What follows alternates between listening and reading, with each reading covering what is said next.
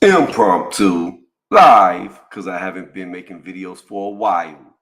To those who did not unsubscribe to me, thank y'all for the continued support. I really do appreciate it. We actually did really good. I've been going for a while and we only lost 2 people. Imagine that. Everybody else stuck it out. Again, I appreciate it. Thank y'all very much for the continued support. If you haven't done it yet, hit that bell, and one more time for the one time. Hit that bell and subscribe to the channel if you haven't. Also, if you're coming in on the live or you're catching on the playback, go ahead and hit that thumbs up. I may get on camera before I end this. This is going to be a very long stream, but I will talk about the Devin Haney, Ryan Garcia face-off that happened earlier today.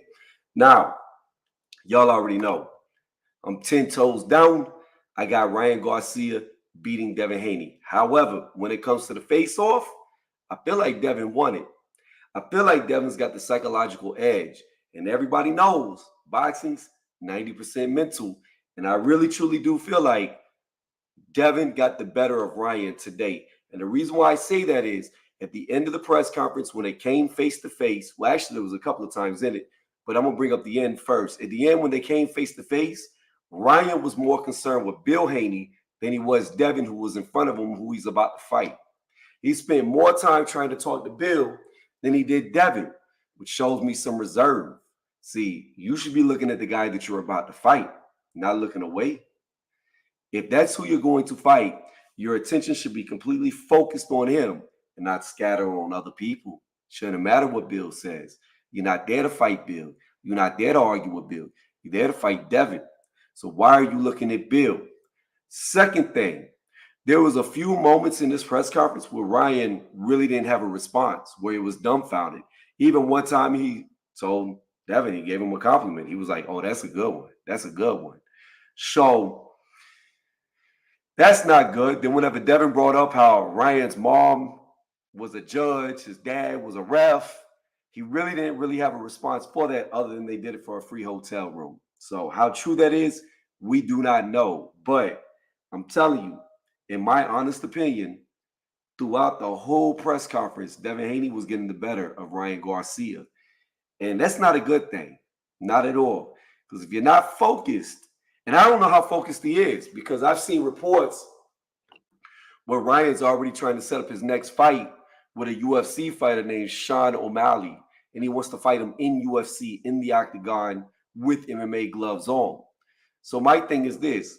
How focused are you really if you're already trying to look past your opponent to set up another fight? I don't know. Devin, he's real focused. Devin brought up the alleged knockout tape that Floyd Mayweather Jr. showed Ryan Garcia.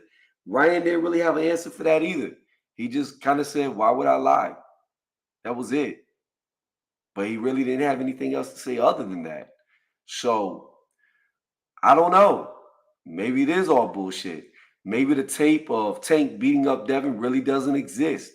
Devin brought up a good question. Why would Floyd Mayweather show you that tape? Why would he do it? Ryan didn't really have an answer. So, again, throughout the press conference, I was left feeling like Devin got the better of Ryan at every moment. There wasn't one moment where I felt like Ryan had the upper hand in anything in the press conference. Then the other aspect to it was, even at the very end, which I brought up earlier at the beginning, even at the face-off when he finally stopped looking at Bill, looked at his opponent, Devin Haney, he acted like he was all rah, rah, rah. What's going on, Dub? Right side, how you doing? Welcome to the panel, the chat. Even whenever he was all rah, rah, rah in Devin's face, that immediately dropped real quick, and he was smiling the minute he turned away, which tells me it was fake. There's no real genuine animosity. It's all for the camera. It's all for the play. And what do they say about boxing? You can't play it. So, again, press conference all the way through, felt like Devin won it. Focus, I don't feel like Ryan has it. And it looks like he's playing. And it looks like he's overlooking Devin Haney for other fights. What the fuck? How did I get a super chat? Yo, Dub Right Side. Thank you for the super chat. I don't even know how this shit works. I forgot I turned that shit on. I actually did that for 2 other people who hop on my panel to give them the super chat. I didn't even know that shit was on, my dude. I had no idea, but I appreciate it. This goes down in history right here. Dub Right Side is the first person ever to give a super chat to this channel. Like, I need to start a Hall of Fame. You there, you number one. No matter how big or how small this channel stays, you will always be the first person that ever super chatted the channel. That's crazy. Like, I've gone this whole time on YouTube without ever turning it on. And I forgot I did that for AJ and Prodigal. So I really do appreciate the love. I appreciate that a lot. I really do. I can't even talk, stuttering. Yeah, I'm gonna drop the link in a second, but I don't want this to be a very long panel. I want this to go no longer than like 10:40. So that's like a total of 38 minutes. And then I'm gonna eat some dinner, and then I'm gonna go hop into bed, and probably,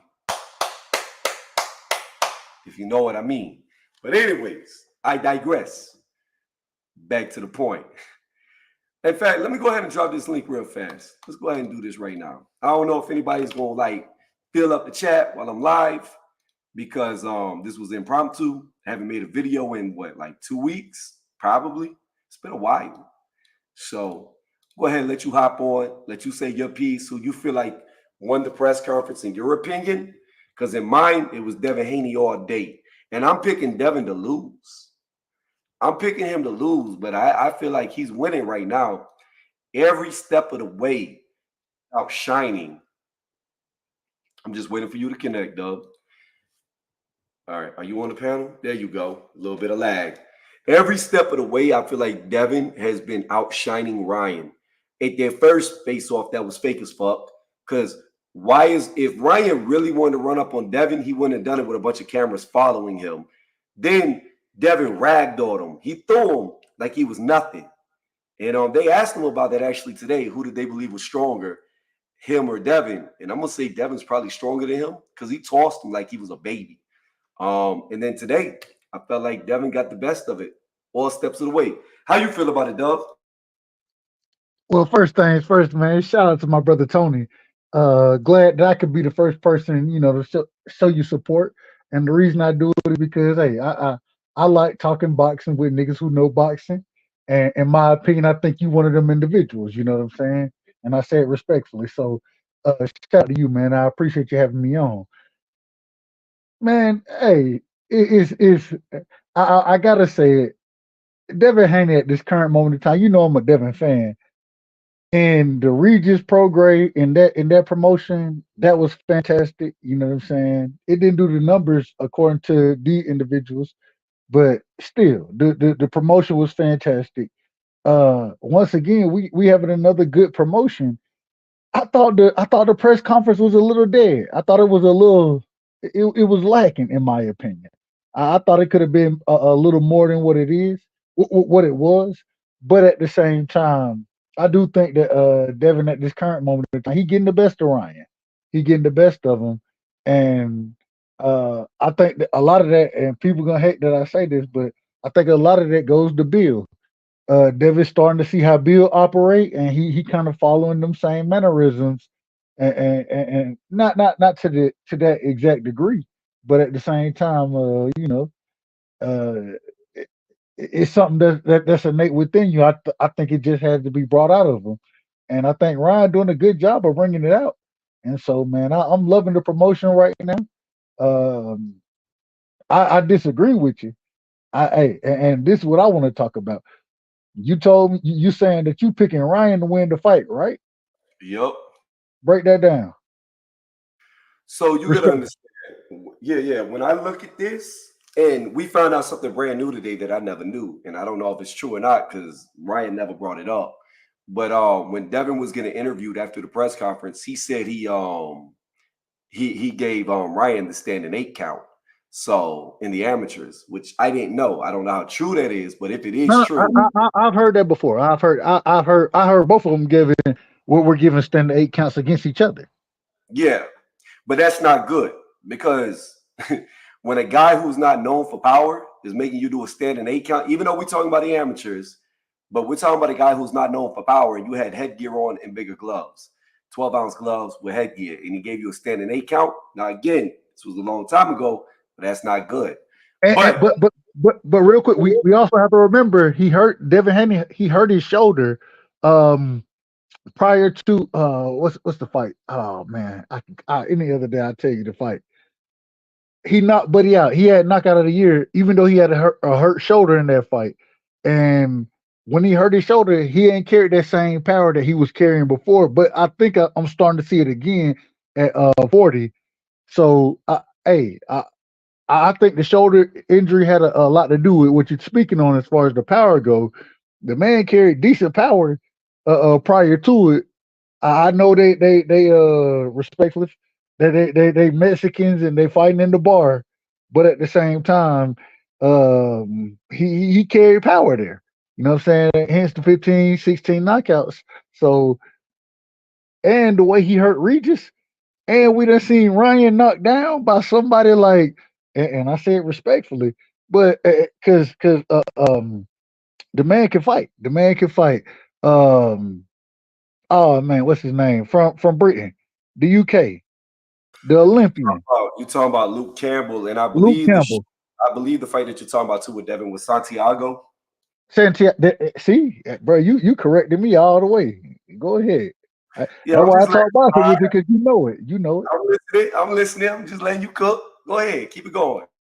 All I'm saying is, and I hear you picking Ryan, but I'm picking Devin by stoppage.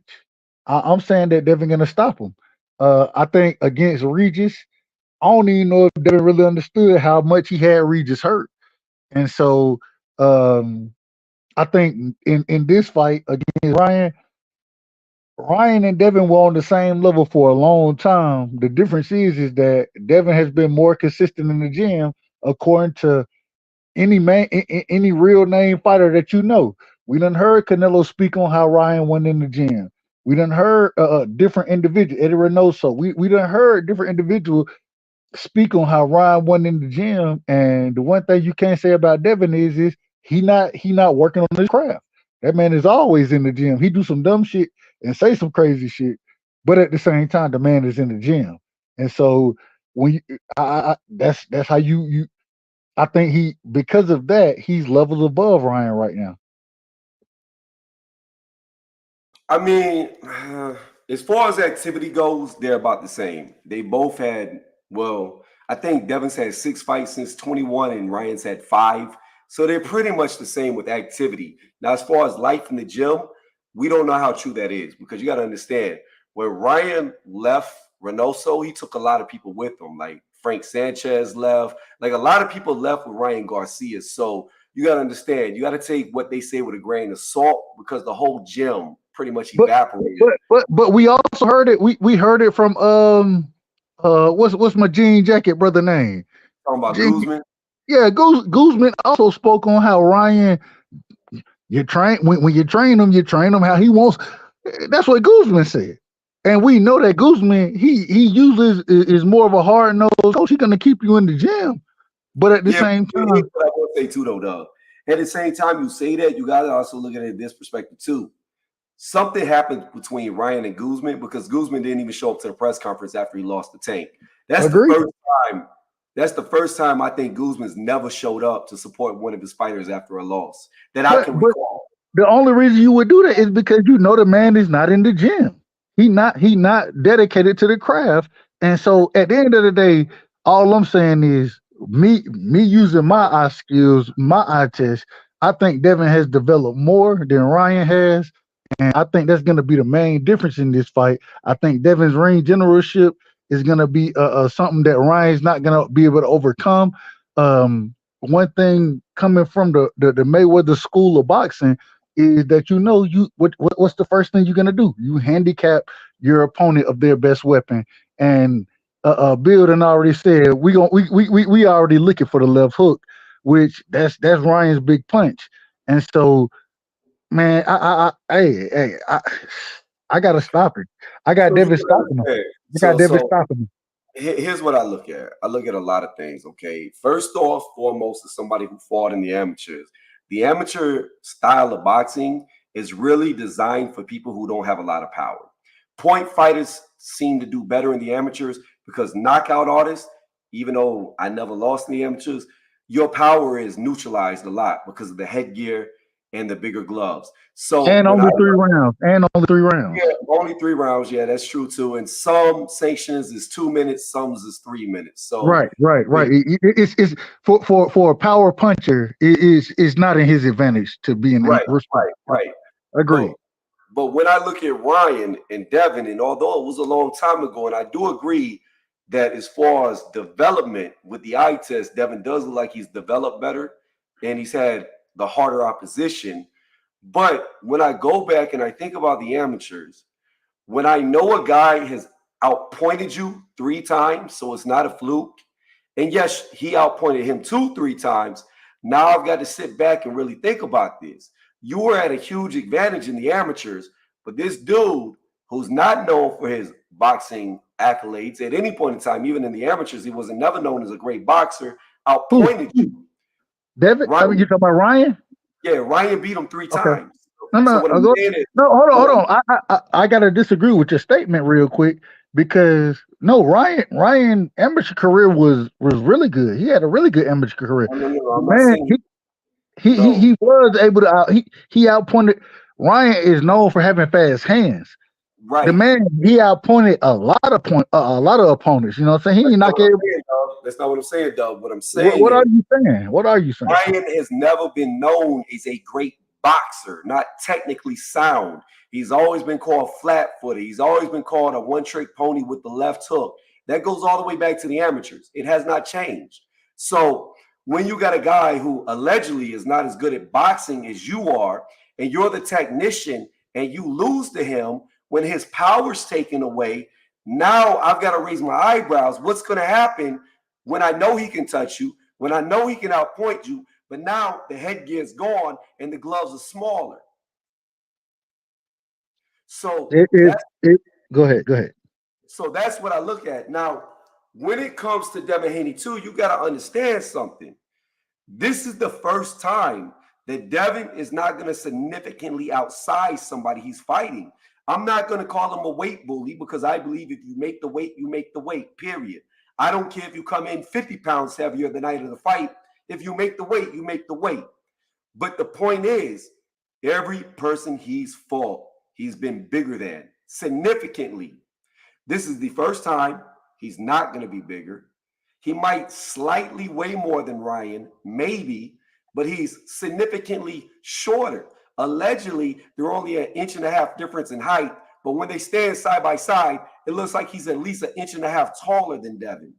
So when I look at this stuff, I have to equivalate that. Like Ryan is used to fighting smaller guys. He's people said that he was no good at cutting off the ring because of because to go ran the whole fight.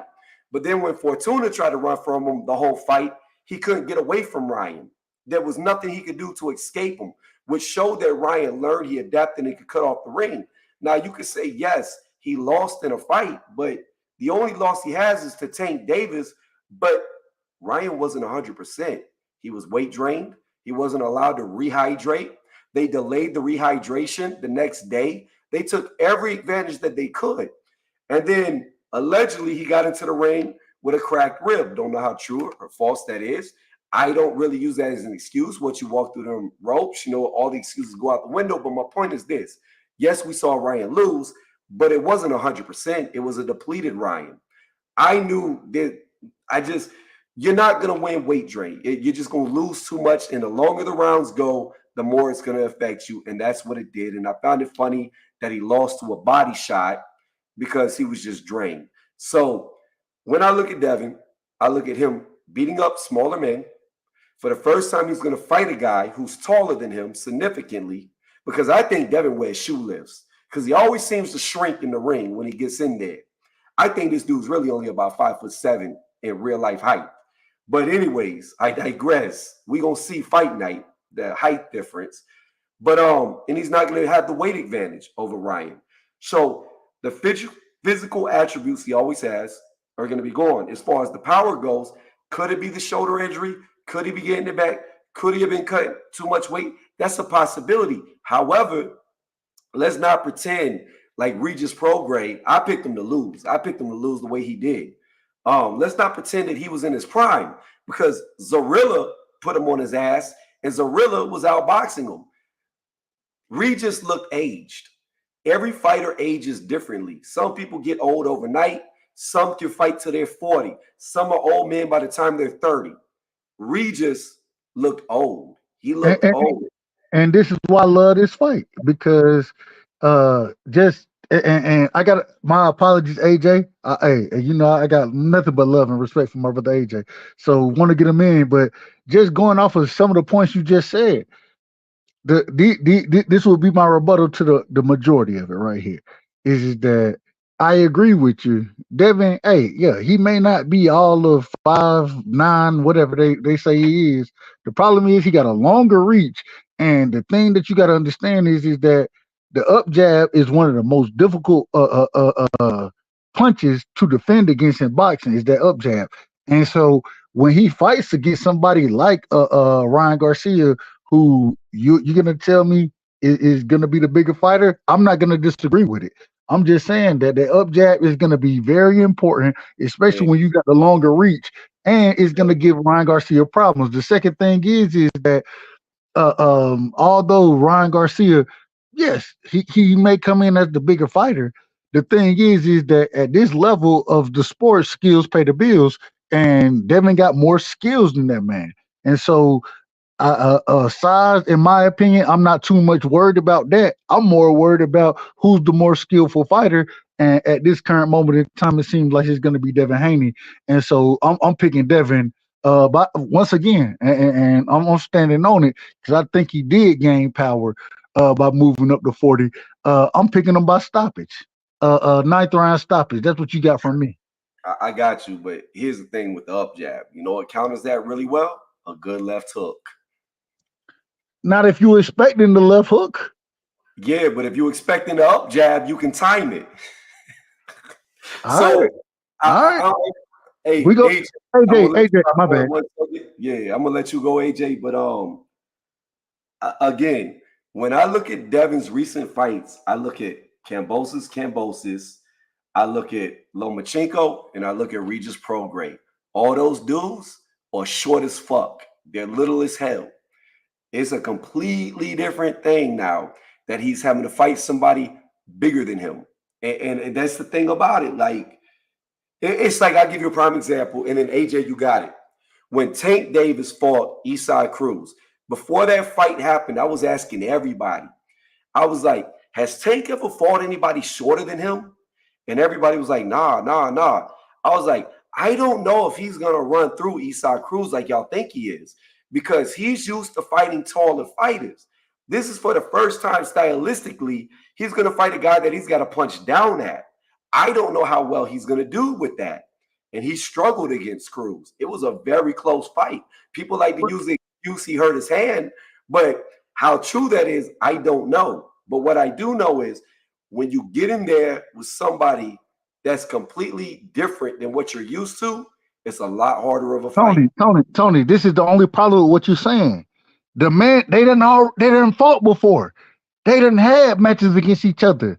So everything that you're saying, when previously to this coming fight, when they fought each other, Ryan was the bigger fighter. They've been in the ring with each other, and so all I'm saying is that if that's the point that you want to make and you utilize as the overall thing, I disagree with it. Skills pay the bills, and Devin got more skills than Ryan, and that's why he's gonna win the fight, and he's gonna win it easily. I lied to you too, because I forgot about a short fighter. All Devin's fault is midgets that are old, because he had Jojo Diaz before as well. So I believe it was Jojo Diaz, Kambosos, Loma, Regis. So that's six. I'm not arguing against it. I'm not arguing against it. I know, but I'm just saying that's his last 6 fights are against midgets. So I'm just saying this is going to be completely stylistically different than what he's used to. AJ, before we go on forever, go ahead. Who do you think won the press conference? How you think the fight's going to go? What's up, y'all? Sure. Salute to you, Dub, for sure. Um, Scratching my head. Well, I mean, it's no secret. I think I've stated it numerous times. I've always favored Devin beating Ryan. Always. Stylistically, I think he's got the edge. He's better. And at this stage in both their careers, Devin is more tested and has fought the much better competition. But it's not saying Ryan. I'm not dismissing Ryan's chances. He could win if he lands a good shot, especially a left counter or whatever, left hook. But Devin he's just. I mean, it's just hard seeing that's just hard seeing Ryan getting past his style. I mean, because I picked him to beat Regis too. I didn't think he get dominated as badly as he did, but I still picked Devin to beat him. I mean, we're just outpoint Regis, but I'm thinking the same thing here. Probably on points, dominant points decision. Don't think he'll stop Ryan though. If he does, it'll be more of a statement. It'll be a surprise. Not ruling it out, but I see Devin winning on points. Who do you think won the press conference? Did you see it? I did not. I saw snippets here and there. I saw them on First Take. That was funny. Devin cooked them. But I've yet to see the press conference. So I gotta watch that. Enlighten me. What happened? Hey, real quick before and what do y'all think because of the way the promotion is going? I seen people say that they didn't enjoy the New York promotion as far as the conference went, but then you got them on First Take. You know what I'm saying? One of the biggest shows. Yeah. I mean, it seemed like that they doing promotion very well for this fight. What y'all think about it? Go ahead. Oh yeah, I like the promo, man. It's funny. I mean, I liked them on First Take. I was gonna watch the press conference later. It seems hopefully this will be as successful as the Tank versus Ryan fight was. Hopefully more.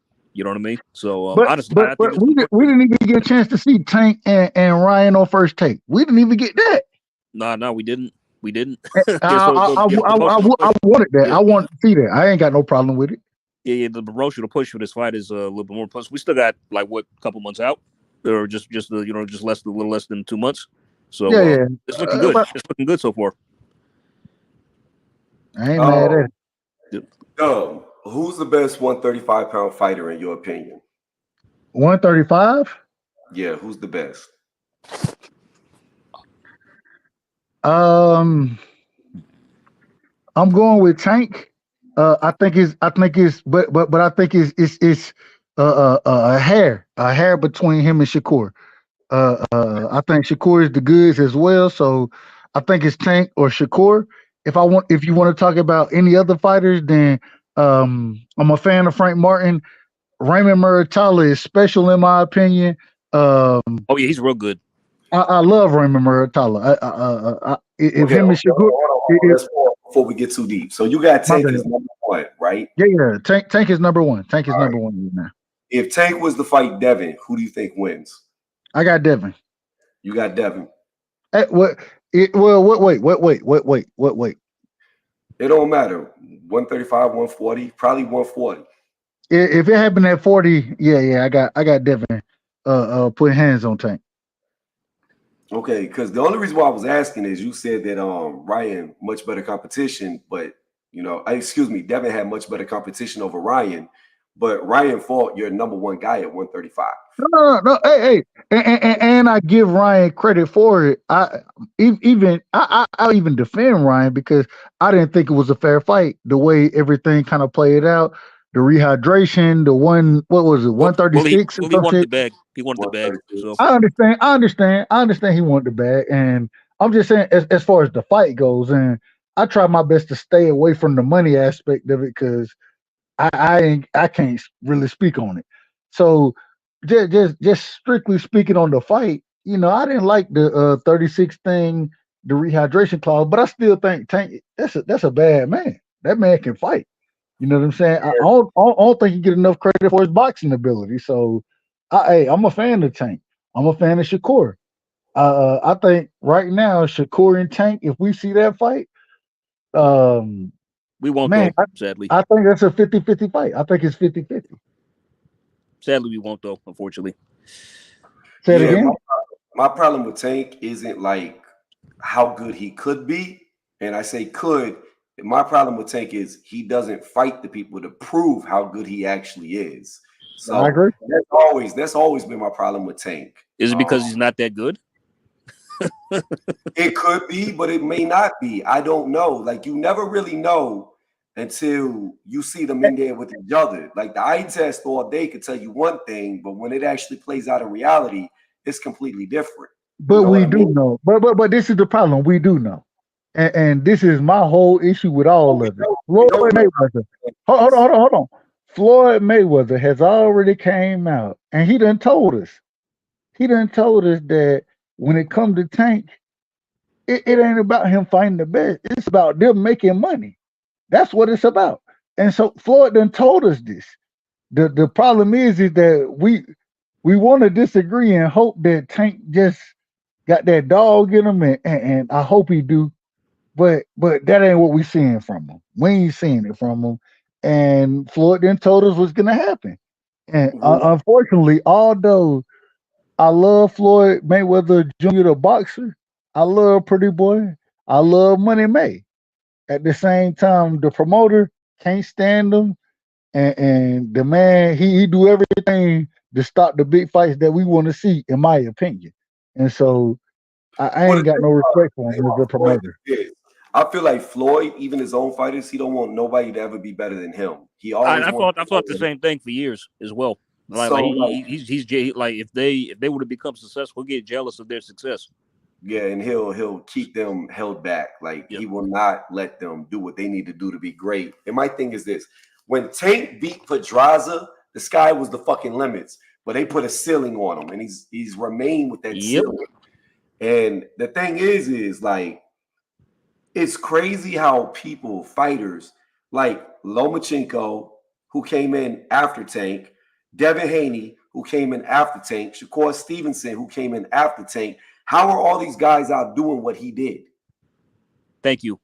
I mean, it's totally like that comparison. How you said no, that. AJ, let me make it even worse.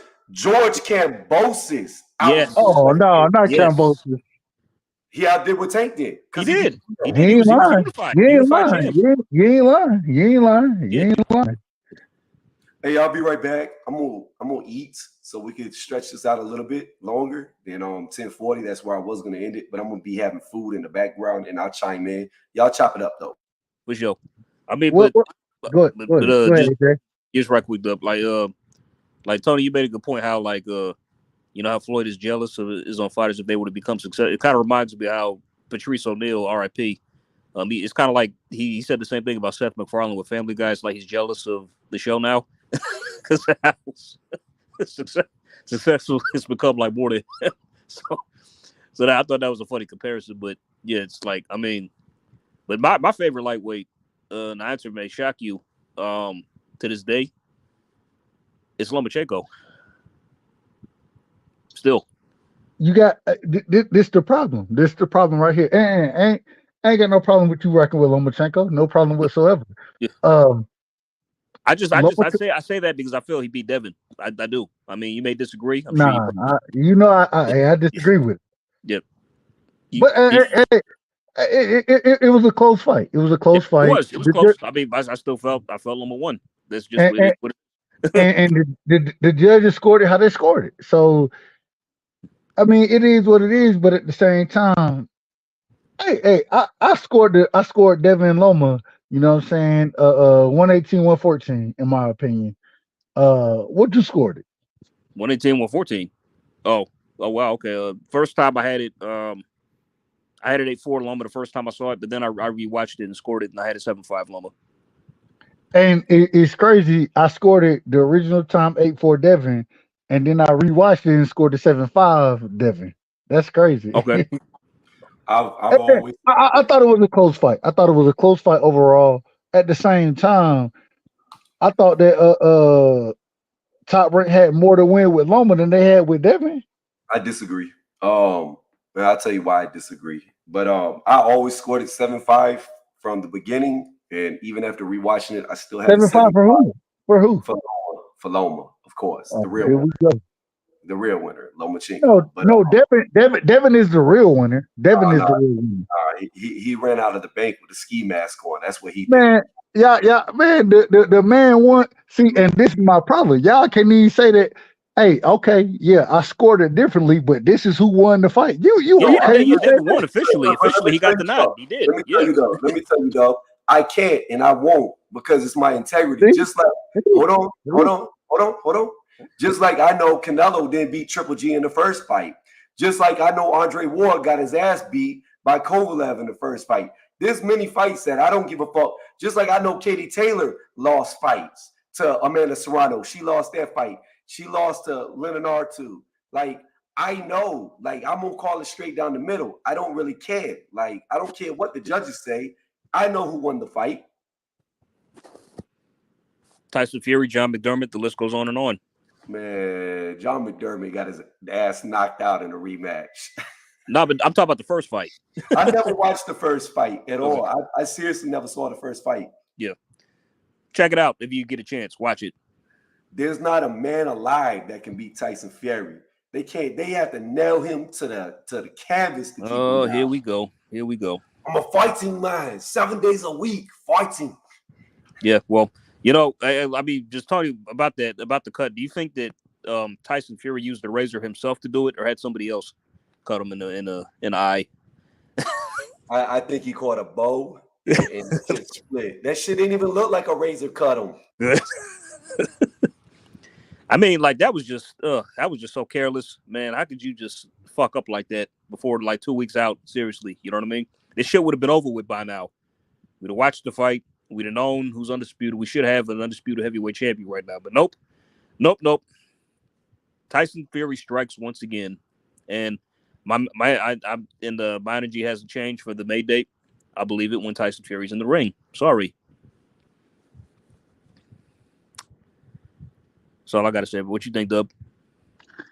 Man, hey, Tyson Fury, when it comes to him, it's always questionable things going on. I hate to say it that way, but that's what it seems like. I agree, 100%. I agree.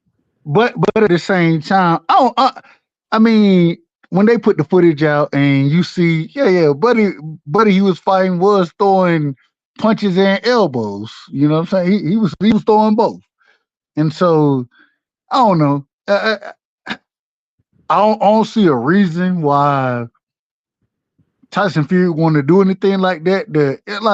But with this guy's so shady, you never know. I mean, that's the thing. Yeah, I mean? and that's the problem with is your past record crucify anything I can say about you. You know, what if he actually did? Pastor. There was an accident. We can't believe you But because you lied too many times. Here's my problem. My problem is this. Everybody gives Tyson Fury so much shit because of the shit that he says. But we should though. Let me finish though, Dub.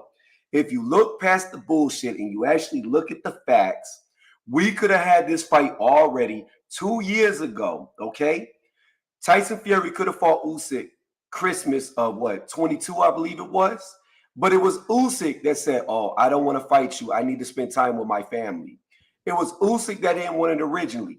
Then the last negotiation, it was Usyk that sent an email that backed out of the fight, not Tyson Fury. So I understand that people could be like, "Oh, he gave him a deadline," blah blah blah blah blah blah blah. But at the end of the day, it was Usyk, and has always been Usyk that pulled out of the fights that didn't want it. Well, this is the problem. This is the problem. Go ahead, AJ. Go ahead. I mean, because early 2022, like the fight could have happened then, but then Fury out of nowhere comes and says, "Oh, I want a tune-up fight." Then it's scuppered. Then early last year, they were both negotiating separate deals with the Saudis. Usyk took his deal. He agreed, but Fury refused. Why? But it didn't stop the fight. It didn't stop the fight because they were still in negotiations. And that's when Fury was like, "Oh, I'll give you 2 weeks, blah, blah, blah, blah, blah. 2 weeks, blah, blah, blah, blah, blah." But no, I mean, because early last year, when like the once Fury turned out his deal, then that got the fight relocated to the UK. They were going to do with them for less money. Then Fury kept releasing all the stipulations, all the 70-30 shit, this and that. I got you, but listen to me. It relocated from Saudi Arabia to the UK which means Tyson Fury never left the negotiations table. They moved the venue because whatever the Saudis offered him, obviously he didn't feel like it was enough. He didn't feel like it was his worth, but he didn't pull out of the fight. He moved the fight to the UK. So the fight was still to go on. It was Usyk that sent an email out to Frank Warren saying that he would not be fighting. He was going to move on to fight somebody else, which was Daniel Dubois instead of Fury. So again, at the end of the day, Fury kept wasting his time and kept putting up goalposts. That's why. Okay, you say what you want, but at the end of the day, okay, all right, it was still Usyk who pulled out. There's no getting around that. Why did Fury just take his Saudi deal? Why not just accept what they were going to pay? I'm sure it wasn't chump change. We don't know what they were going to pay him. Like we don't, but I'm sure it wasn't peanuts. But this is the thing. This is my problem with it. We didn't see Saudi at this current moment in time, and I understand what you're talking about with that deal, but we didn't see them put up extra money that these people wouldn't normally make. That we didn't see them do that. So why would we think that's what was going on in their situation? Why are we trying to say that there was something else? I don't know. Because at the end of the day, when the Saudi deal didn't work for Tyson Fury, he didn't say, well, I'm just not going to fight Usyk. He moved the venue to the UK. So that means the fight was still going forward. I would agree with your argument if the fight would have just canceled and stopped right there, but it didn't. It continued. And it was Usyk, once again, who pulled out of the fight. No matter the bullshit, no matter what was said, that he said, she said, at the end of the day, the fact of the matter is, it was Usyk that pulled out of the fight. Period. Tyson Fury kept playing games. That's why. You can say what you want, but at the end of the day, it was Usyk who pulled out of the fight. Well, we'll just agree. What's going on, Teach? But don't worry, Usyk's going to put all this to rest in May. Only if Tyson Fury could, find the courage to bring. Usyk going to get his ass whooped so bad. Okay. Be like, man, all right. I don't even know why we believe in Usyk. Like, that's what y'all gonna be like. I don't know why we believe in this guy. He's not that guy. He's just not. All right, okay. But Tony, know this: if Usyk wins, I'm coming back here and I'm going in. Like I'm gonna have fun. You have to go all the way in, kick down the front door, be butt naked, drinking my orange juice out my refrigerator, go all the way in. But I'm telling you right now, that motherfucker's going to get his ass whooped. Like, hold on, real quick.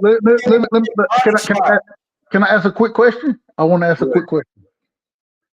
AJ, are you saying right now? You saying you got Usyk beating Tyson Fury? That's what you're saying. Yes, correct? I do.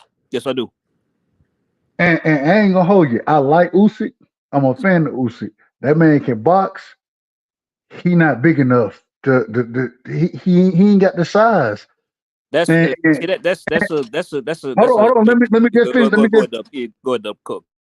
He ain't got the size. The second thing is that Usyk's not Usyk, Fury's boxing ability, in my opinion, is very underrated. And I think that Usyk was hurt by Daniel Dubois. I think Daniel Dubois, he was hurt bad. I think he was hurt there. And I know what the ref called it and all that, but man, Fury got shit lined up for your ass, especially at 6'9". He gonna outweigh you by 60 pounds damn near. Man, that's a bad fight for Usyk, bro. That's a bad fight for him. It would have been so all right. So my counters, Usyk actually. So Fury's got size. So he's not 6'9". First off, his height is exaggerated. He's 6'7" at best. The guy stands on his tippy toes in photos. I've seen it firsthand. But anyways, he's taller, and he does have size. But the thing is, like, there have been countless examples in the past where smaller heavyweights have beaten much bigger heavyweights. Yeah, but it just plus Tyson, he's not what he was. He's falling apart. He doesn't have his legs anymore. He can't do what he used to do. No, AJ. No, but I think Usyk is still more fresher than Fury. Like just style wise. I do, even though he's older. So he can't even take body shots no more, AJ. Like you think Daniel Dubois hit him in the bladder. Bro, That's what. let me tell you something. Fury is going to have him pissing blood after the fight. Like, Fury already knows the weakness. He's seen the weakness, and he's going to exploit. Okay, but Fury's not a noted body puncher. Like, you know what Fury wasn't? If he does, it's going to just leave him open for counters. You know what Fury wasn't known for? Throwing the fucking uppercut either. But he fucking adjusted for Dillian White and threw that damn uppercut. Wes's Dillian White is his kryptonite is up right, his kryptonite or uppercuts. Do you realize the only time Tyson Fury ever threw an uppercut before that was whenever he uppercutted himself in the face? But Dillian White's always been susceptible to uppercuts. So right, but my point is Fury is going to exploit your weakness. He is going to go straight for it. That's what he did to Deontay Wilder. He broke the code, and now it's out there, the blueprint out there, how to beat him. Well, Deontay Wilder sucks, and anybody would have beaten him. So, if he just would have stepped up a long time ago. I mean, that could be true. It could not be true. But the fact of the matter is, what Joseph Parker did to Wilder, nobody attempted to do that before Fury. Yeah, true. Only because, we all know well. By the way, do you think he's retired? I think so. Yeah, I mean, I don't see him coming back. Yeah, I agree. I mean, by the way, but Tony, you got, I heard some of the stream before. You got Ryan beating Devin, do you? Or are you picking Ryan? 10 toes down. Okay, cool. I don't know, man, because I just seen him my first take, and it's like Devin was cooking him, and it's like, I said that earlier. Like, Devin beat him in this press conference. He did. I mean, did he look nervous? I mean, like, to me on the first, he looked kind of like just a little nervous. Devin seemed confident to me. He didn't seem like nothing was bothering him, but out of the two, just that look, Ryan looked more nervous to me. But go ahead, AJ, real quick. I understand. If you picking this fight, you said you picking Ryan? Oh no! I asked Tony who he was picking. I'm picking Devin. I'm going with Devin. Okay. Yeah. But you picking him by decision, correct? Yeah, points. Yeah, I got him on points. Tony, you picking Ryan by knockout? I don't know if he knocks him out, but he'll definitely probably more than likely put him on his ass. I'm just asking how you're picking him. It don't matter if it's knockout or points. He's going to beat him. I think that judging off of Devin Haney's characteristics in the ring, we know when he gets hurt, he goes extremely negative. So if Ryan puts him on his ass early, he's going to be too negative to win by points. Going to survival mode. He did it in the Linares fight. I noticed. Yeah, I remember. But that's all right. Hey, do you want to put any dollars on that? Do you want to? And I ask you. I'll send the money to you first. Dub, you got your super chats turned on? What you mean? On your YouTube channel, do you have super chats? I done sent you a super chat. No, yes, to me, what I'm saying is on your channel, can I send you super chats? No.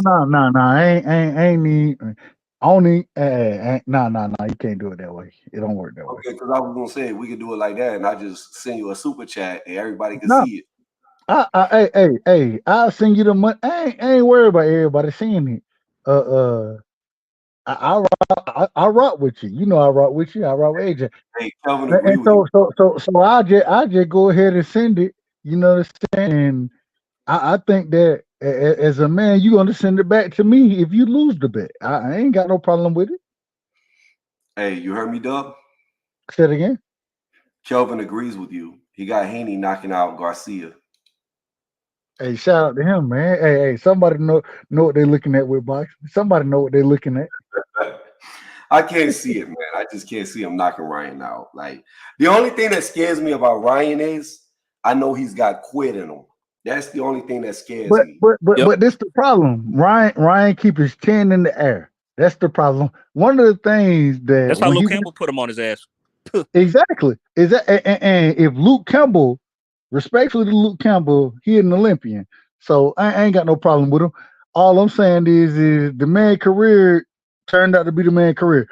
It wasn't nothing special. Shout out to Luke Campbell, but if he can drop Ryan, Yeah. That's all I'm gonna say right there. If he can drop Ryan, then it is what it is. I've never understood that. Like, I've never understood people that state that because Luke Campbell legitimately has knocked out 80% of the people he's fought. I looked this up a long time ago, so I remember it. The dude literally knocked out. Where is Luke Campbell today? Where is Luke Campbell today? Well, he's done because, like, he was good enough to make it to the top, but never good enough to win a belt. He's kind of like Anthony Yard. Like, he's good enough to make it to the top, but he'll never win a belt. But every time he stepped up, yeah, he lost, really. Until yeah. So once again, I'm gonna ask this question one more time. Where is Luke Campbell? What do you mean? Where is he? He ain't nowhere. He's retired. And this is the individual that knocked Ryan Garcia down. I mean, come on. What I'm trying to tell you, Dub, is that's irrelevant where he's at now. Luke Campbell hits a hell of a lot harder than Devin Haney. He's got a much higher knockout ratio than Devin Haney. Like, the dude literally has knocked out 80% of the people he's fought. All right. Hey, I ain't got no problem with it. And if Devin don't get the knockout, guess what? I'll be absolutely wrong, and I'll be right back on your show and tell you I was wrong. But I still think Devin get the knockout. Even if Devin don't get the knockout, he gonna get the points decision. So it really don't matter. The man gonna win regardless. But I'm stepping out on it. I'm taking the knockout. I've got Ryan winning by any means. I think people are being really hard on him against Tank Davis, but that was a depleted, probably 60% Ryan Garcia in that ring. And when he's 100% against a guy who's not, you got to understand too, the threat of what Tank did to Ryan is not there for Devin. Even if Devin was to knock him out, like you said, it's not going to be off of one punch. It's going to be off accumulation of blows. Devin's going to have to hit him a shit ton of times to put him away, whereas Tank can catch you one time and you're down. So the risk can be greater against Devin. You can take a lot more chances to set stuff up. You can take a lot more shots from him without worry of going to sleep. I ain't got no problem with that. I ain't got no problem. All I'm saying is that everything that you said is what's gonna happen. Devin, he gonna be putting. I ain't saying it's gonna be one shot. You know what I'm saying? He's just gonna be putting hands on Ryan, and it's interesting to me because the things that Ryan struggled with. Same way I break it down with Canelo. The reason Canelo don't want to fight, in my opinion, Canelo don't want to fight David Benavidez. The things Canelo struggle with is where David Benavidez excels. The things where Ryan struggle with is where Devin Haney excels. And so, hey, I ain't gonna say it's just gonna be somebody knocked out cold, but I do think because styles make fights, and when you succeed at something that somebody struggles at, it's a dangerous fight for that opponent. You know what I'm saying? And that's Devin. I don't understand. Like, what does Ryan struggle at? When has Ryan ever struggled in a fight besides one moment where Luke Campbell put him on his butt? That one moment, and then Tank Davis. When has he ever struggled in any of his fights? Ryan, when I say Ryan struggles, I'm not saying he struggles in the fight. His talent level stands above the majority. What I'm saying is that the deficiencies that he shows, that's what he hasn't improved on. Ryan keeps his air in the chin, or I said that backwards. Ryan keeps his chin in the air. Ryan, although Hey, Dub, he sorry to would, cut you off, but I'm a dip, fellas. I gotta go. All right. no. Hey, but before you go, you cook on it first. You cook on this before I do. Go ahead. My apologies. Wait, No. You was good. You was fine. No. AJ, before you go, What's up? I know you still go over to that UK channel with that female, right? Say again? I said, I know you go over to that UK channel with that female, right? You still go over there, right? I do. Lady Shan? You talking about Lady Shan? Yeah. Yeah. So you tell her, AJ, get him bigger. Go ahead and set up that AJ fight for me so I can cash out because this motherfucker right here, I'm damn near AJ's weight right now. We pushing. You said tell her to set up the fight. Yeah, tell her to set up the fight right now. We pushing that weight. We pushing that weight right now. So we in the same. We literally within a couple of pounds of each other. All right, I'll pass on the message. Yes. I want that AJ fight. Do not pass that. Shit, I want that AJ fight. Do not pass that message on. Let him relax, man. Hey. I won't. Respectfully. Oh, I want shit. That AJ fight because here's what's gonna happen. Ngannou gonna go in there and spark that ass, and he gonna need. Oh, will you stop, man? He gonna need to fight somebody, right? He gonna need a fight. He gonna need a tune-up. He's gonna need. I need to feel good fight, so he could pick me in the comeback, and then I'm gonna get this however millions of dollars, and I'm gonna go straight after that jaw. If he get me, he get me. But I'm gonna try to knock that ass out for the first couple of rounds that I go. All right, sir. No, you got it, man, for sure. Yeah, it's always good to have a dream. hey, he gonna need it, man. This is his Apollo Creed Rocky moment for AJ. After he's on a comeback tour, he need to get somebody, get this little YouTuber right here with his little small channel. Let me go ahead. I won't even charge a lot. Like, just give me, I'll be easy with it. Just give me $1 million. That's all I need. I don't even need 10, 20, 30 million what them other people charge. Just give me $1 million. And then, I'm gonna go after him 100%. Because I know if I touch that motherfucker, it's over. Facts. Word. You got it, bro. I holler y'all. Deuces. Have a good night. Yes, sir. You too. I don't know, man. I really think Francis Ngannou has a really good shot at beating Anthony Joshua. How you feel about that, Doug? While you say that, I'm gonna go warm up this half of this chicken. Hey, man, I think it's a 50-50 fight. I agree. I think we done seen AJ Chin. We done seen it tested multiple times in the sport. I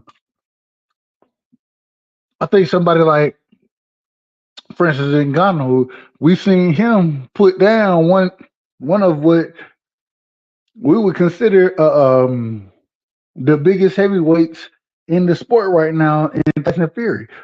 We've seen Ngannou catch him, clip him, and put him down. I think Anthony Joshua does have the boxing ability. At the same time, I think that I struggle with his chin. And I think somebody like Francis Ngannou got the power to test that chin. So I'm looking forward to the fight. Looking forward to it. At this current moment, I'm picking AJ. I'm picking AJ to win the fight. But at the same time, I think it's a 50-50 fight. I reserve my opinion to, or I reserve my moment to change my opinion because I really don't know right now. I'm picking Anthony Joshua because I think he has the better boxing ability. You got to understand, when it comes to boxing is very different from MMA. You can have good hands in MMA, but being able to box is something different. And that's what I think goes on here. I got to see how the boxing ability. I just think AJ has the better boxing ability. And so if he can avoid that big punch, then I think he can win the fight. But I think it's a 50-50 fight. But I'm picking AJ right now. I'm picking AJ. What you think?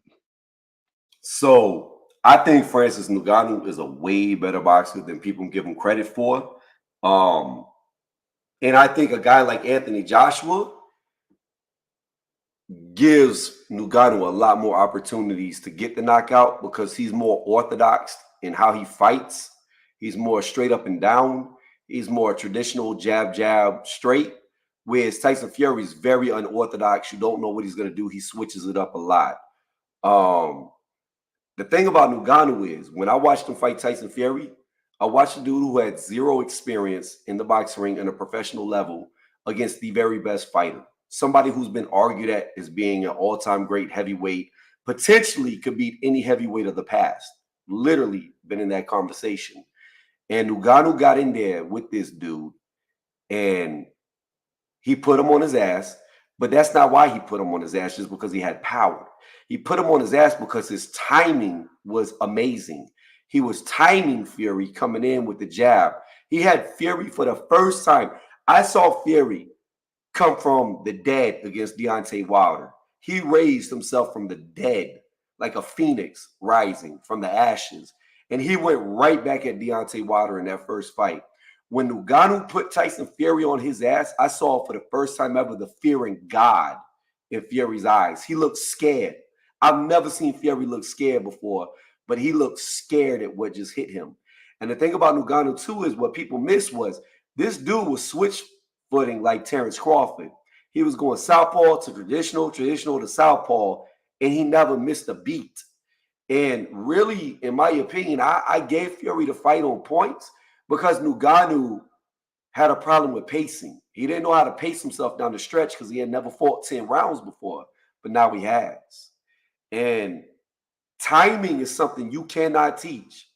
And if you can catch a guy that's herky-jerky like Tyson Fury and time him, you're definitely going to be able to time Anthony Joshua. And I would agree. On paper, AJ should win. But I think people are going to be surprised about how much bigger Francis is versus AJ. AJ is going to be dwarfed by this dude. When you see them side by side, both shirts off, people are going to really realize they've been calling AJ a bodybuilder all this time. He's not. He's really not that big for 6'6". You going to see what the fuck a bodybuilder looks like when Francis stands beside him. And I think it's very dangerous because Francis showed that he was durable. He didn't have a mark on him from Tyson Fury. And we're talking about a Tyson Fury that's been going on a knockout spree. You know what I mean? This ain't the same Tyson Fury who just go in there and embarrass you, outbox you, do his thing. This is a Tyson Fury that's been setting his feet and hitting you with everything he has and putting people away. And he ain't even knocked the sweat off of Ngannou's brow. Like, he ain't even knocked the sweat off. So I think it's very dangerous for Anthony Joshua. I think he's got to stay cautious. I think he's got to fight from the outside like he did against Ruiz in the rematch. Because if he goes in that pocket, especially early, I don't think AJ will get up like Fury did. I think if AJ gets hit the way Fury did, it's over. Let me ask you this now. Let me ask you this. And as far as the technical breakdown, I can't disagree too much with you. I can't disagree. A lot for AJ, it comes down to confidence. One of the things that we've seen from AJ is that it seemed like he lacked confidence in certain fights. You know what I'm saying? And when he was able to come back and have that confidence against what's the brother name? Otto Wallin. Otto Wallin. When he was able to come back and had confidence in that fight, he looked fantastic. You know what I'm saying? Do you think he has that ability, you know what I'm saying, in this fight to come with that type of confidence? I think he does at the start of the fight. I just don't know how long that confidence stays once he starts getting touched, if he starts getting touched. I think he comes in there on a high. I think he comes in there believing that, because I already see the setup. So you got to understand, AJ just beat Otto Wallin, so he knocked him out. Fury couldn't do that. So if AJ goes in there and knocks out Ngannou, then there's a claim to be made. It's a huge fight. It's a huge fight then. So that's really what's going on. AJ's playing cleanup and trying to beat all these opponents better than Fury did to set up that fight because that's what he wants. But again, and real quick, I think I believe you said you picked Fury to beat Usyk, correct? yeah, he gonna beat him. And so Fury becomes the undisputed champion, and then if AJ goes in and put on a magnificent performance against Ngannou,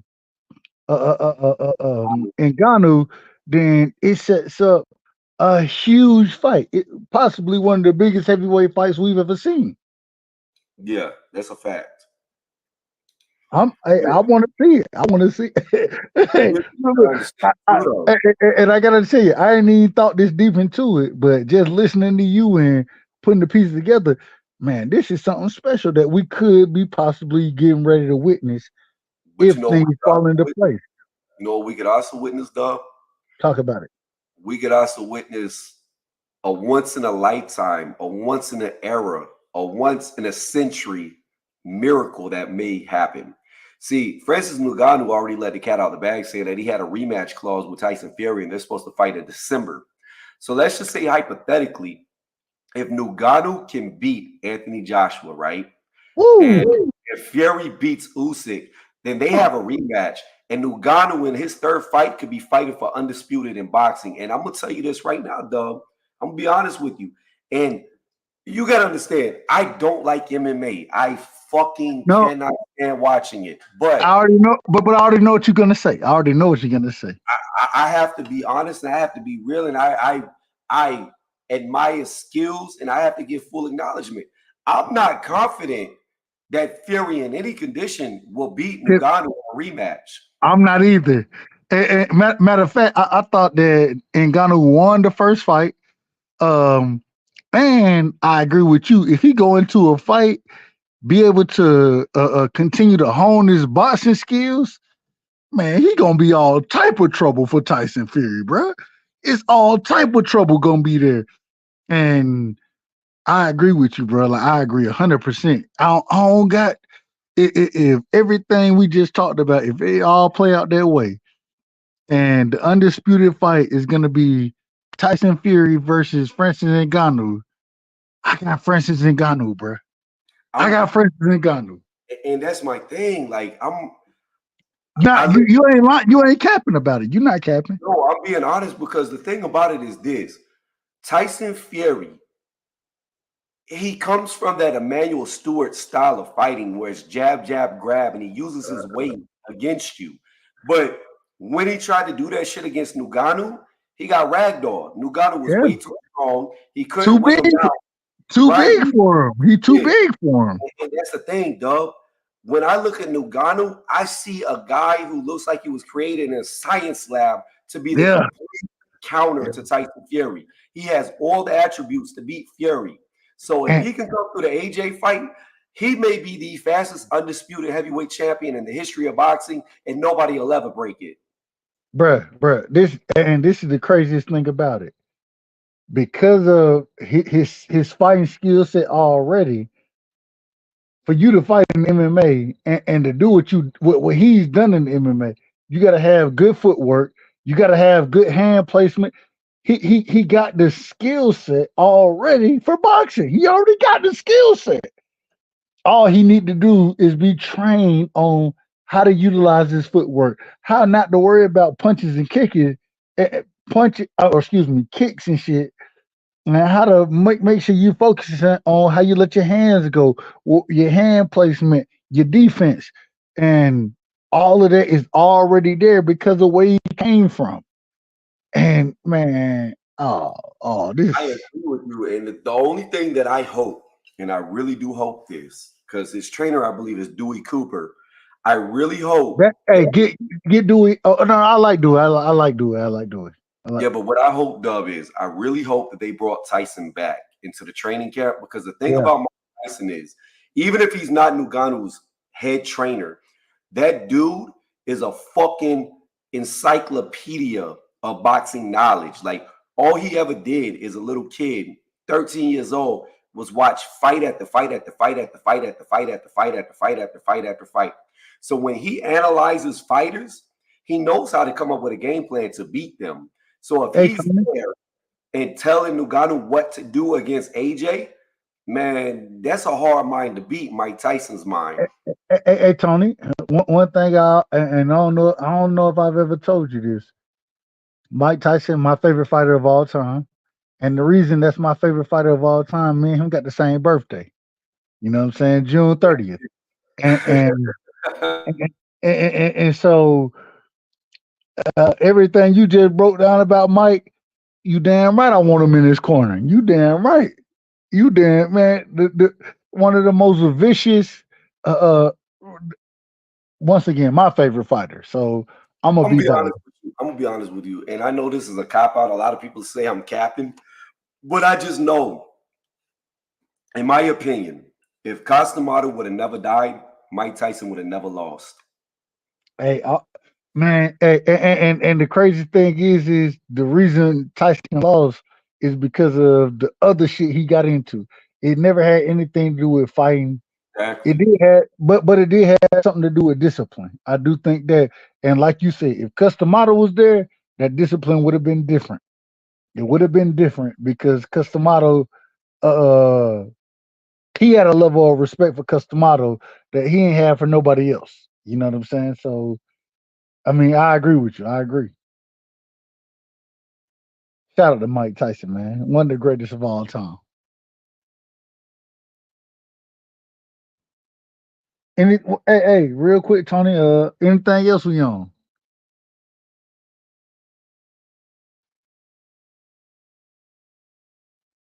I think my brother Tony. No. I was listening to you from the background. I was putting my plate in the sink because I just finished eating. Give me like Oh no, 2 seconds. you. Well, real quick. I just want to say, um, and I want to hear your opinion on this.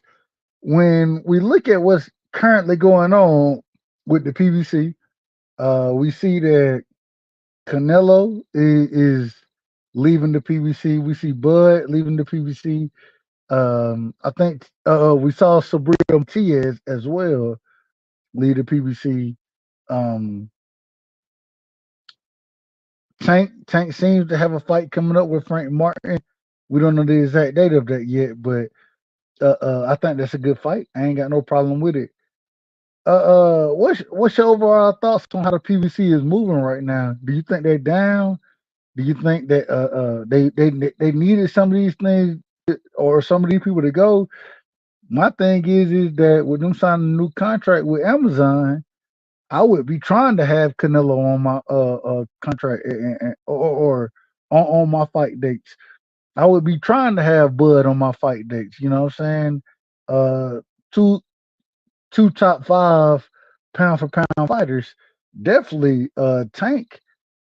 I want all of that. So man, what do you make of what the PBC got going on right now? I'm gonna be honest. I think that Amazon deal was contingent on Spence Crawford too, and them having Canelo.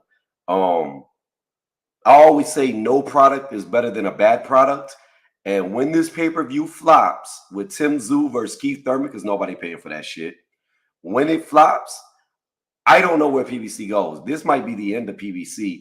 And I'm not one of them people who are anti-PBC because PBC has brought us good fights. I do feel like at times they stall fights, especially if it's a big fight and the fighter's not signed to them. But they have brought us very good fights in the past. So I would like to see PBC exist.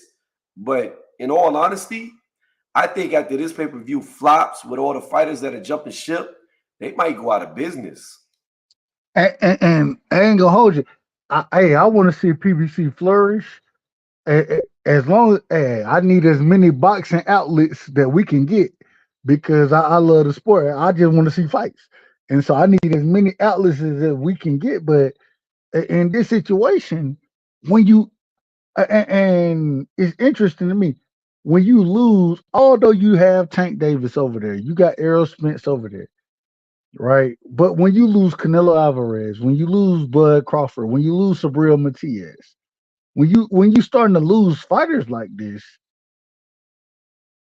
is this something that us as boxing fans should be worried about? Because I mean, if you're not going to be featuring them, and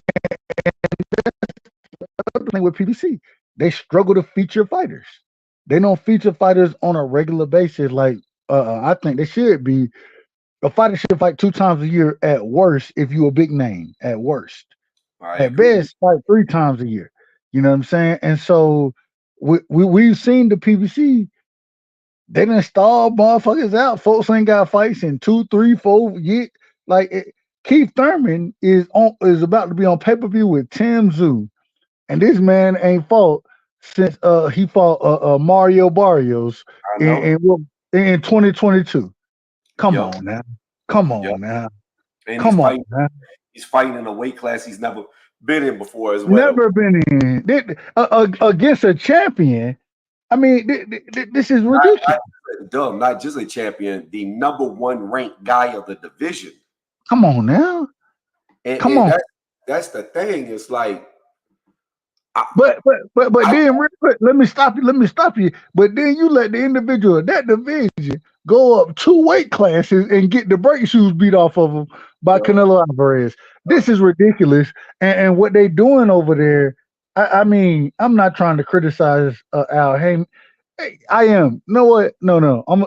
I'm criticizing Al Haymon. Yes, I am doing it. And people, they ain't gonna want to hear me say this shit, but the man, this is ridiculous. What you got going on over there? You serving individuals up. You're getting paydays here and there, but you're not giving us the fights we want to see. You're stalling individuals out. Folks can't get fights, and how can I support that? How can I support it? My bad. My apologies. My apologies. Too, Doug, and I don't disagree with you, but from my understanding, isn't this David Benavidez's last fight with them by contract? It doesn't matter. He signed with Samson, and Samson only does business with Al Haymon, the PBC. Yeah, but here's the problem, okay?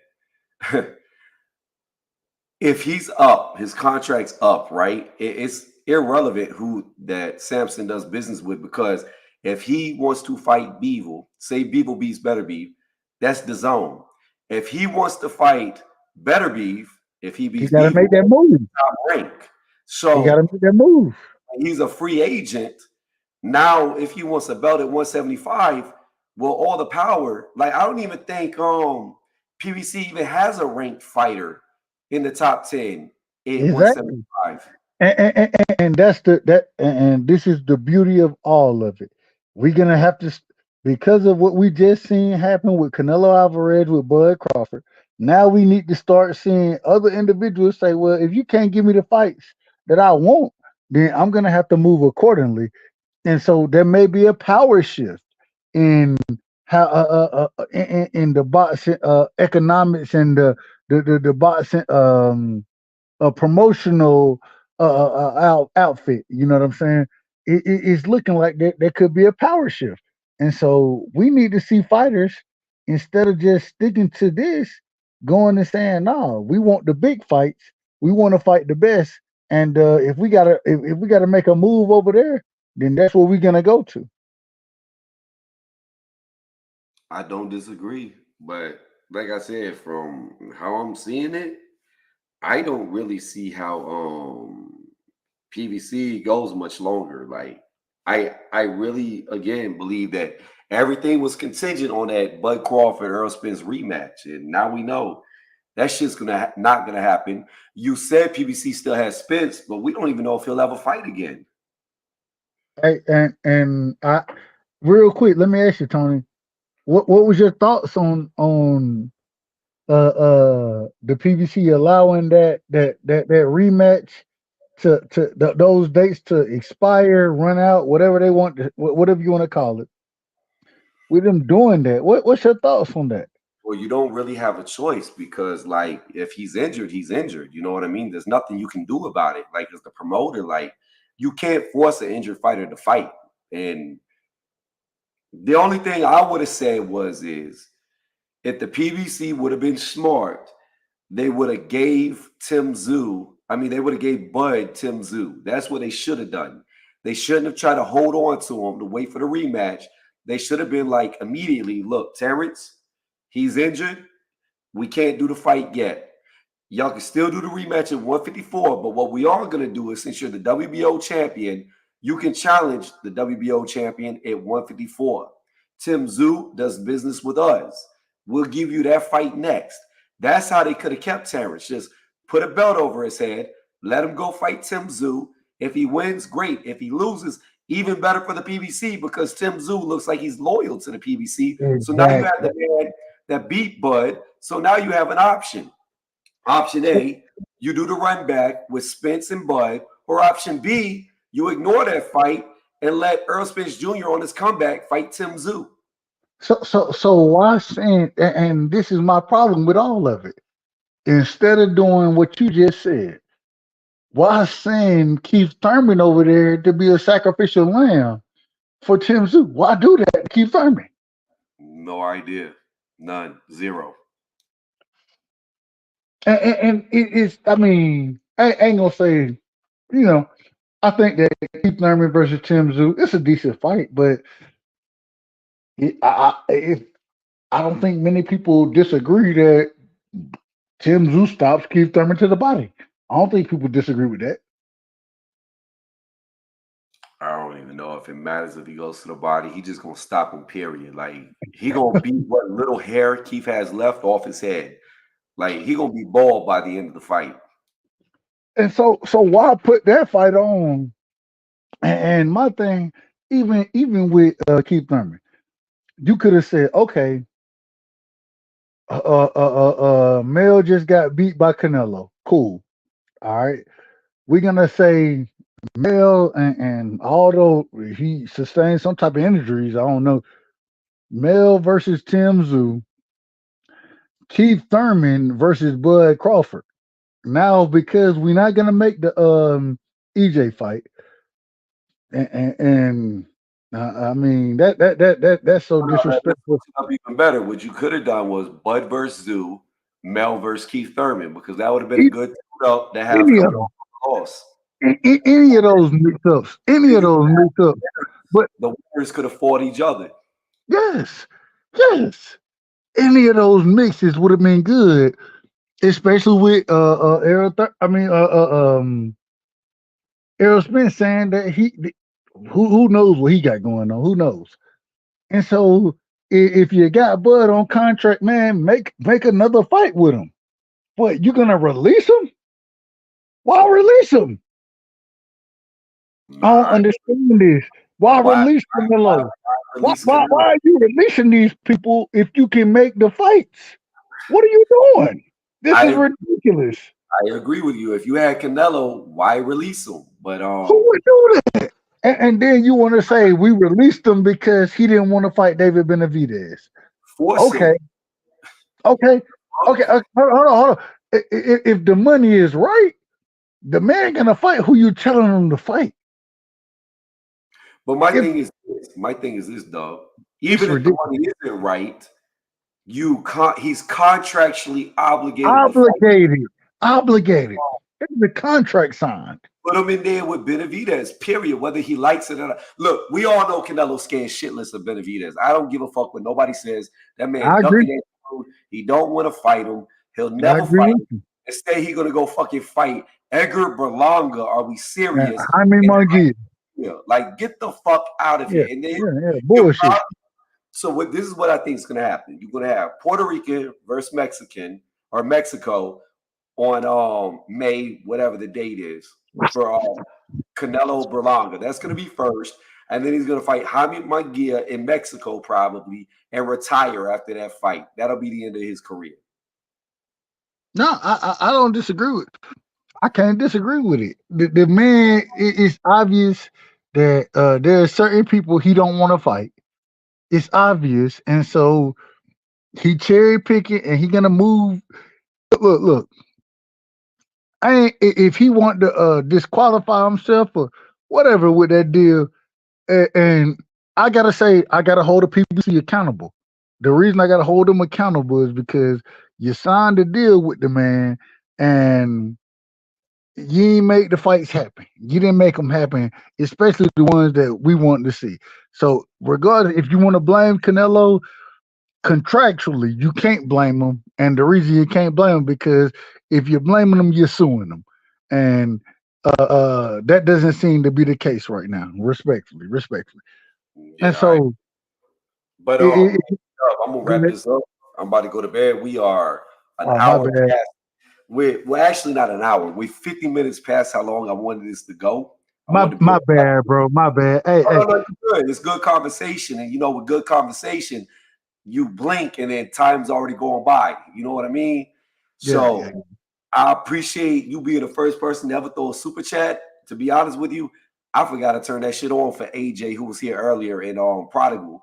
because we're supposed to be doing this every Thursday, but the Hey, two. well, check this out, man. I'll keep it short. Man, Tony, I don't know if you know, but I respect your boxing mind. I think you one of the brilliant individuals in the sport of boxing. And anytime I get a chance to rock with you, it's a pleasure, it's an honor.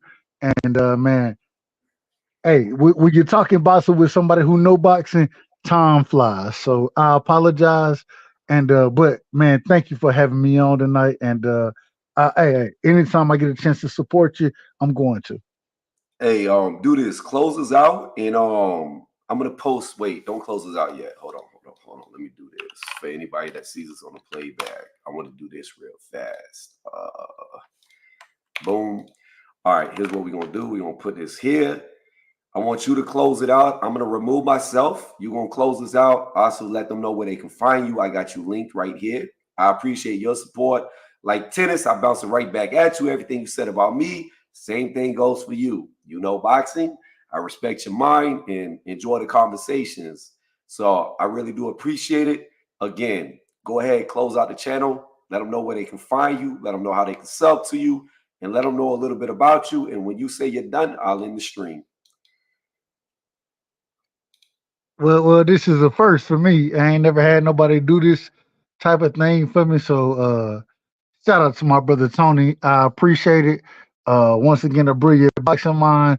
I'm Dub Right Side, man. Hey, I love boxing talk. I'm a Cowboys fan. I'm a Georgia fan. I rock with everything Georgia, and I'm a Georgia boy. You know what I'm saying? I'm not from Atlanta. I'm from Middle Georgia. So shout out to everybody in the chat. Tony, thank you for allowing me to do this. This is a first for me, and so I appreciate you, my brother. And man, y'all make sure y'all sub to my brother channel. Y'all hit the like button. Send the man super chats, man, because as far as boxing goes, he has a brilliant mind of it. And those are the individuals I rock with. Brilliant boxing mind. So thank you, Tony. Nothing but love and respect. Shout out to everybody in the chat. Once again, it's Dub Right Side. And Tony, man, close us out, man. I'm out for the night.